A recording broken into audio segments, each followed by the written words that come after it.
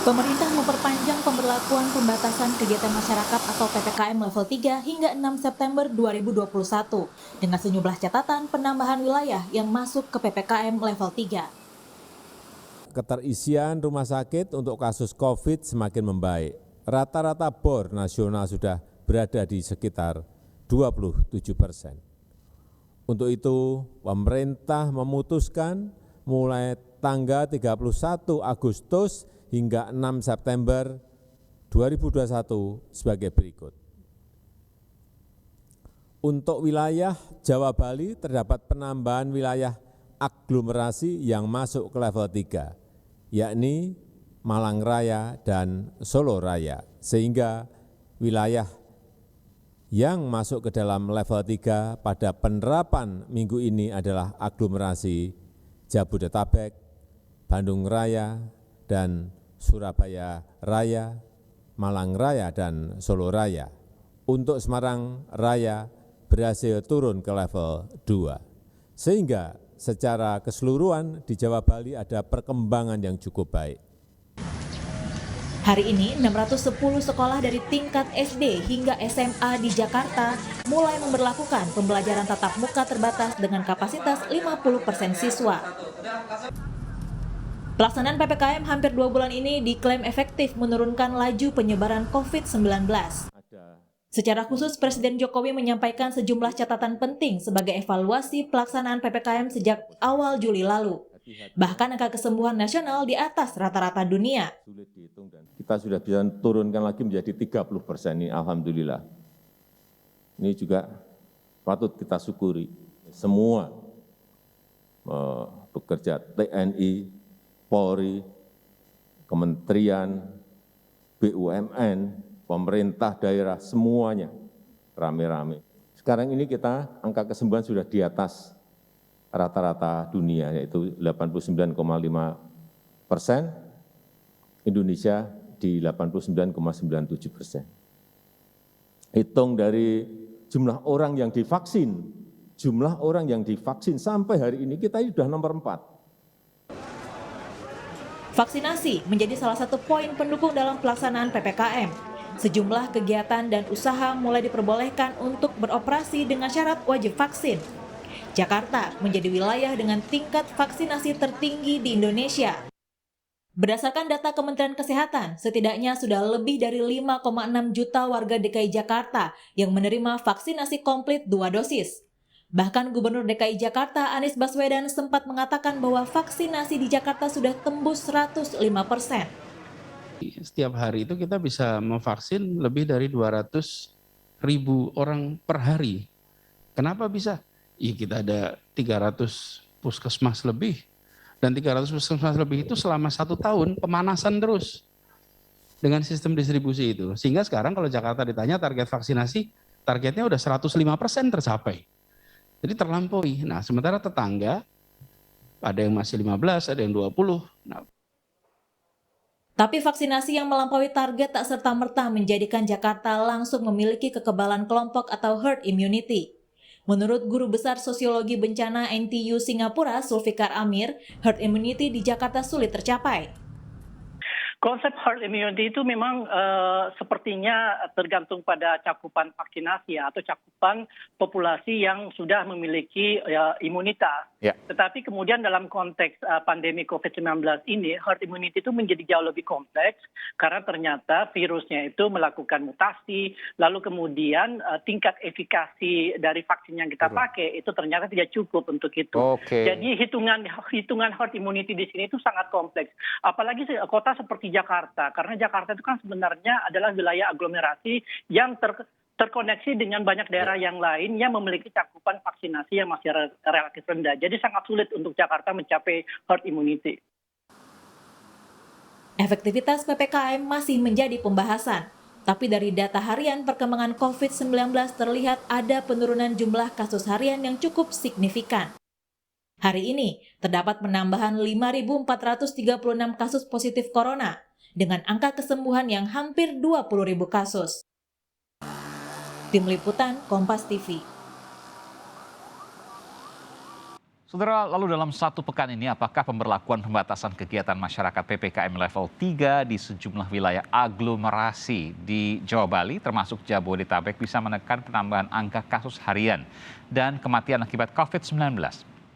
Kami akan bahas hal ini bersama Deputi 2 Kantor Staf Presiden Abednego Tarigan serta Guru Besar Fakultas Kedokteran Universitas Indonesia yang juga mantan Direktur WHO Asia Tenggara, Chandra Yoga Aditama. Selamat malam Bung Abednego dan Prof Chandra. Selamat malam. Ya, saya ingin tanya ke Prof Chandra dulu. 105% untuk vaksinasi Jakarta. Kenapa belum herd immunity? Kekebalan komunal belum tercapai. Kenapa? Kalau herd immunity itu ada rumusnya. Seperti kita belajar rumus di matematika. Kan sebelumnya disampaikan 70% ya, Prof? Justru itu, rumusnya itu di atas adalah Arnold atau reproductive number, di bawahnya jumlah efikasi vaksin. Jadi kalau efikasi vaksinnya turun, angka yang harus dicakup itu lebih besar lagi. Nah, kalau efikasi vaksinnya berubah-berubah, jadi akhirnya herd immunity itulah yang kemarin banyak dibahas. Cuma ada miskomunikasi di sini, sedikit miskomunikasi menurut misinformasi. Tidak sulit kan mencapai herd immunity, sama sekali tidak berarti bahwa kita nggak akan ada kekebalan, tidak. Yang sulit adalah herd immunity itu kan tidak usah 100%, sebagian besar orang saja divaksinasi, yang lainnya tidak akan ada kekebalan semuanya.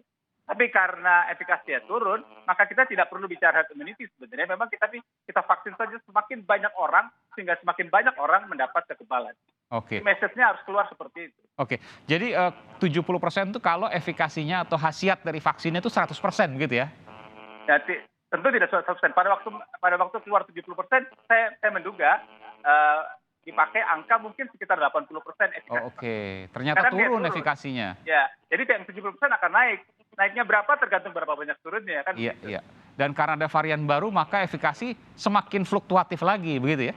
Betul. Tapi sekali lagi tidak berarti imunitas tidak tercapai. Itu adalah upaya maksimal yang kita bisa lakukan semua orang untuk imunisasi sebanyak jadi orang. Menurut Prof Chandra, herd immunity bisa saja tercapai walaupun varian virus ini bergerak terus. Bisa saja kalau seandainya mungkin mayoritas warga sudah divaksin semua. Yang tercapai adalah imunitas buat sebagian besar orang. Kita nggak bicara istilah herd-nya. Herd itu kan menyatakan sebagian besar orang terimunisasi, sisanya nggak usah tapi terlindungi.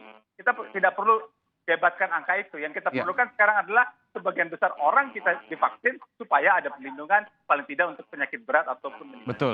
Itu yang harus dikejar. Oke, jadi minimal bukan untuk penularannya, karena walaupun divaksin penularan masih mungkin terjadi karena ada varian baru, tetapi dua hal. Yang pertama adalah meminimalisir gejala, yang kedua adalah meminimalisir kematian. Betul sekali. Mencegah untuk gejala menjadi berat. Oke, saya ke Bung Abednego, tapi sebelum ke Bung Abed saya ingin bacakan dulu informasi terkait ini, Saudara. Menko Kemaritiman dan Investasi sekaligus Koordinator PPKM Jawa Bali Luhut Binsar Panjaitan mengatakan pelaksanaan PPKM sangat berdampak positif terhadap penurunan kasus COVID-19 khususnya di Jawa Bali. Kita dengar bersama penjelasannya. Terus menunjukkan perbaikan dengan capaian yang sangat baik sekali. Hal ini dapat terlihat dari tren kasus konfirmasi secara nasional yang turun hingga 90,4% pada hari ini. Dan secara spesifik di Jawa Bali turun hingga 94%. Dan dari titik puncaknya 15 Juli yang lalu. Jumlah kota kabupaten yang masuk menjadi level 2 meningkat dari 10 menjadi 27. Level 3 dari 67 menjadi 76. Dan level 4 turun dari 51 menjadi 25. Selain itu, untuk wilayah Jawa Bali terdapat penambahan wilayah aglomerasi yang masuk ke level 3, yakni Malang Raya dan Solo Raya. Ya, itu baru saja, Saudara, Menko Kemaritiman Luhut Binsar Panjaitan yang merupakan pimpinan penanganan COVID-19 di Jawa dan Bali menyampaikan informasi terbaru terkait penurunan angka penularan COVID-19 di Indonesia. Saya ke Bung Abednego. Bung Abed, ini sebagian wilayah utama ya di Jawa dan Bali sudah turun ke level 3. Meskipun kalau kita lihat sepekan terakhir ini saja udah mulai macet lagi, sudah mulai ramai lagi. Ada kekhawatiran, bahkan salah seorang epidemiolog, saya sebutkan misalnya Diki Budiman dari Griffith University menyatakan kalau ini dibiarkan terus, bisa jadi nanti September angkanya akan naik lagi. Betulkah demikian? Mungkin secara persis tentu para pakar epidemiolog yang akan punya perhitungan yang cukup pasti terkait dengan hal ini. Tapi Mas Aiman, memang dalam concern ini juga tadi menjadi concern Bapak Presiden di rapat yang disampaikan ke kami terkait dengan bahwa secara umum mengalami perbaikan, tapi Ya, tetap harus kita bersyukur, waspada. betul. Jadi ini yang memang Pak Presiden menekankan sekali, sehingga juga di dalam Pak Presiden juga menekankan tadi, di dalam komunikasi ke depan itu harus tetap bisa menunjukkan semangat optimis, tetapi justru jangan terjadi euforia. Oleh sebab itu memang ada perintah ke menteri terkait, khususnya untuk komunikasi, penguatan kesadaran masyarakat, tentang pentingnya untuk tetap waspada. Ini sudah diperintahkan. Tetap waspada. Ada informasi itu, ada arahan itu. Bagaimana Anda bisa menyampaikan ini? Jadi Presiden menyampaikan untuk bisa diterapkan satu komunikasi yang efektif untuk meningkatkan kewaspadaan di masyarakat, untuk tetap bisa waspada, tetapi tetap ada semangat optimisme bahwa pencapaian yang ada sekarang ini merupakan satu kerja keras dari banyak pihak, tetapi jangan sampai lengah. Nah, ini nanti yang memang Pak Presiden meminta untuk semua kanal-kanal komunikasi itu dioptimalkan, karena ujungnya nanti juga kan kita tahu bahwa selain vaksinasi, dari dulu kita membahas itu, yaitu kepatuhan warga di dalam protokol.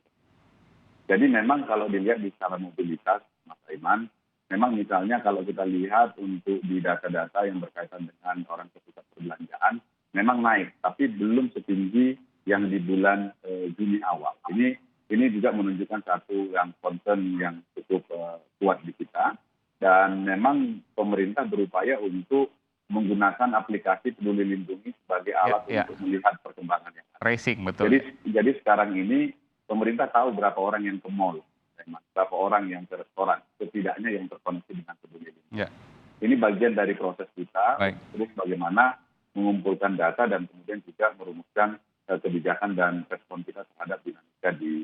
Ya, saya ke Prof Chandra. Prof Chandra, kalau kita lihat ya, masyarakat juga pasti merasakan bahwa peningkatan geliat masyarakat ini sudah mulai tinggi, kemacetan sudah terjadi, bahkan kemarin misalnya di jalur puncak Bogor, Jawa Barat luar biasa sampai berhenti, dan kemudian ada pengalihan arus dan lain sebagainya. Ada juga kemudian pertemuan tatap muka sekolah. Kalau ini tidak dikelola dengan baik, akankah ini akan naik di September seperti yang diprediksi oleh epidemiolog Griffith University Diki Budiman? Bagaimana Anda menilai ini, Prof Chandra? Saya setuju dengan Pak Adit Nego, kita mesti lihat apa yang perlu dilakukan. Sekarang gini, ini kan semua pihak bersyukur bahwa kasus menurun karena PPKM diterapkan. Tapi orang bisa baca sebaliknya kan? Oh kalau gitu, kalau PPKM-nya dilonggarkan, kasusnya naik lagi dong, kan begitu? Orang bisa baca seperti itu. Nah, untuk itu kita untuk mencegah supaya tidak naik lagi, kan ada sebenarnya orang naik kan karena tiga sebab. Karena ada yang menularkan, karena ada moda penularan, dan karena ada orang yang ditularkan. Jadi untuk mencegahnya juga dilakukan 3+2 kalau menurut saya. Pertama, untuk orang yang menularkan mesti ditemukan. Karena itu tes, telusur, dan isolasi harus ditingkatkan. Kita bersyukur angka turun 5.000 hari ini, tapi Pak Abed Nego kalau bisa tesnya dinaikkanlah, karena hari ini cuma 70.000 lagi gitu ya. Dan kita punya target lebih tinggi jauh dari itu. Jadi tes, telusur, dan isolasi harus dilakukan supaya orang yang menularkan bisa ditemukan dan tidak menularkan ke orang lain. Itu poin yang pertama. Poin yang kedua, modanya. Kita tahu moda ini penularan karena ada kontak orang per orang. Antara lain dibatasi dengan PPKM. Kalau sekarang PPKM mulai dilonggarkan karena kita mengerti tidak mungkin diperketat terus-menerus, maka kita mesti ambil yang awalnya 3M harus betul-betul ketat. Jadi orang kayak Mas Aiman pakai masker yang keren itu memang harus begitu. Itu harus makin ketat. Jadi kalau PPKM-nya pelonggaran sosial di masyarakat agak diturunkan, PPKM itu harus diperketat. Kita ingat, kita kan sering bicara tentang India ya. India kan baru-baru ini naik di salah satu negara bagian di Kerala karena ada kerumunan orang, ada festival. Jadi menjaga jarak tidak terjadi. Jadi moda penularan itu diturunkan dengan dari kita orang anggota masyarakat menerapkan 3M dengan lebih ketat. Tapi dari Pak Abed Nego dan timnya kalau bisa memang pelonggaran itu betul-betul dilakukan secara bertahap. Terakhir ke Prof Chandra, nanti saya akan ke Bung Abed Nego juga. Kalau kita bicara soal luar negeri misalnya di mana positivity rate ya, tingkat positivitasnya sudah di bawah 5%, lalu beberapa daerah misalnya lepas masker, sudah hampir bisa beraktivitas normal. Apakah mungkin itu juga diberlakukan di Indonesia? Kalau positivity rate-nya di bawah 5% misalnya. Kita ambil yang paling dekat aja lah Singapura. Singapura itu kan pada hari kemerdekaan mereka 5 Agustus mengatakan bahwa mereka akan mencoba hidup bersama-sama dengan COVID Ya. ini dengan banyak pelonggaran. Ternyata? Tapi dia pakai 4 tahap. Tahap persiapan, transition state A, B, dan resilient nation. Yang dia berani bikin jadwal itu yang tahap persiapan sama transition state A. Kenapa dia belum berani bikin yang kedua? Karena sambil bergerak pelonggaran itu mesti dilihat perkembangannya bagaimana. Oke. Baru kita maju lagi. Pelan-pelan Bergerak begitu ya. bikinnya, baru maju lagi begitu. Itu Singapura yang jumlah penduduk kecil, Ya. negara yang kota begitu. Apalagi negara sebesar kita ini. Oke. Jadi pelan-pelan betul harus dilihat, termasuk juga PPKM ini kan penurunannya juga pelan-pelan betul, sehingga kemudian juga kita bersyukur alhamdulillah sukses menurunkan angka meskipun juga jangan sampai naik lagi karena lengah. Terakhir ke Bung Abed, apa yang bisa disampaikan kepada seluruh masyarakat? Kita sebagian besar bersyukur sudah turun, lalu kemudian aktivitas ekonomi juga sudah mulai naik meskipun jangan sampai lengah. Nah, kalau tadi kita diarahkan itu untuk memang selain kampanye untuk bagaimana protokol kesehatan bisa dijalankan, termasuk juga untuk terus bisa dipercepat soal vaksinasi, tentu selain testing dan tracing. Tadi seperti disampaikan oleh Prof. Chandra bahwa vaksinasi ini memang menunjukkan memberikan resiko kita lebih rendah, Ya. baik terhadap makin parah maupun kematian. Karena angka kematian kita yang tinggi itu karena komorbid plus juga yang belum vaksin. Jadi ini yang menjadi tantangan kita selain testing dan tracing juga kan angka kematian. Jadi ini memang menjadi satu catatan penting buat kita untuk kita bereskan. Jadi masyarakat harus tetap mengikuti protokol kesehatan dan kemudian juga bergerak terus untuk bagaimana terlibat untuk menjadi bagian dari vaksin. Jadi PPKM boleh diturunkan karena memang angkanya sudah mensyaratkan penurunan itu, tapi prokes harus dinaikkan, harus ditingkatkan. Tidak ada jalan lain, tidak boleh ditawar soal itu. Terima kasih Profesor Chandra Yoga Aditama dan dari mantan Direktur WHO yang juga Guru Besar Fakultas Kedokteran Universitas Indonesia dan juga Bung Abed Nego Tarigan dari Kantor Staf Kepresidenan. Deputi 2 di KSP. Terima kasih Bung Abed Nego, terima kasih Prof. Chandra. Sehat selalu.